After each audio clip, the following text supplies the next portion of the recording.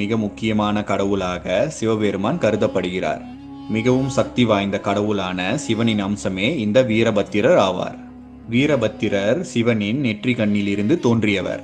தெய்வங்கள், தேவர்கள், பேய்கள், அசுரர்கள் மற்றும் மனிதர்களிடத்தில் தோன்றும் அகந்தையை அகற்றி நீதியை நிலைநாட்டவும் தவறு செய்பவர்களுக்கு தண்டனையை தந்து உலகை காப்பாற்ற நீதி தேவனாக சிவபெருமான் 64 திருமேனி வடிவங்கள் அல்லது அவதாரங்களை எடுத்துள்ளார்.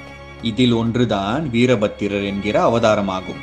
பல சிவன் கோயில்களில் வீரபத்திரரை துணை தெய்வமாக வழிபடுவதை நாம் காணலாம். வீரபத்திரர் ஒரு உக்கிரமான போர் தெய்வமாக கருதப்படுகிறார்.